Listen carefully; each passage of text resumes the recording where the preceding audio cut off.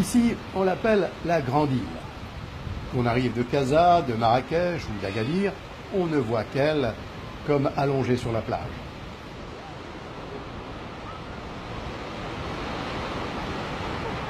Elle a connu les Phéniciens, les Romains et quelques siècles plus tard les Portugais. Partis à la découverte du monde, ils y feront escale avant de s'élancer vers l'Afrique noire.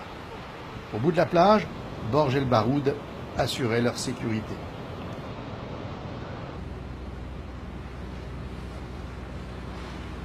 Quand ils rentrent de mer, les pêcheurs laissent Mogador à tribord, ses terres arides et ses canaux.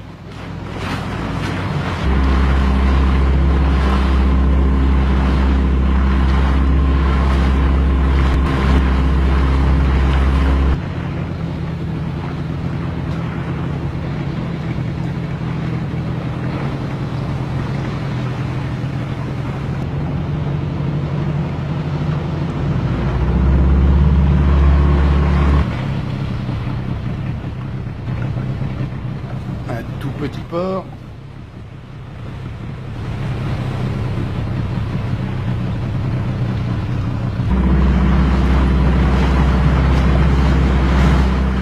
une plage bien abritée,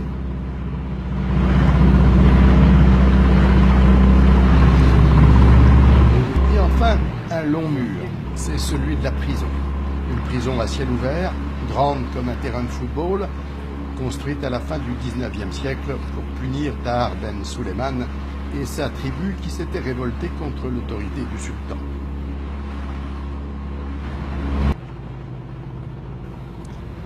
En creusant un souterrain, les prisonniers réussirent à s'évader, mais c'était sans compter sur la mer qui les a presque tous repris.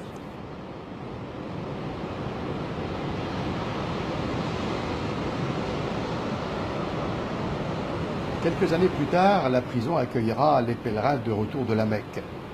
Lorsque le voyage se faisait à dos de chameau, le temps avait le temps de faire son œuvre. Mais maintenant qu'ils voyagent en bateau, les épidémies n'ont plus assez de jours pour se déclarer et tous les pèlerins marocains purgeront ici leur quarantaine avant de retrouver leur famille.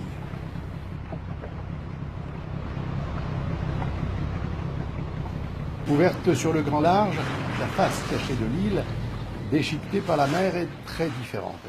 Une multitude d'îlots seulement fréquentés par les pêcheurs.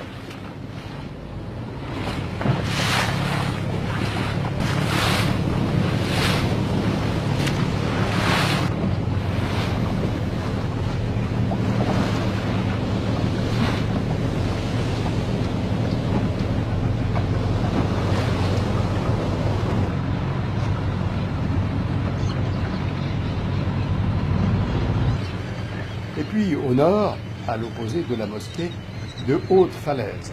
C'est là que nichent les faucons d'Éléonore d'avril à octobre, avant de retrouver une autre île, Madagascar. C'est pour ces faucons menacés de disparition que Mogador est désormais interdite au public.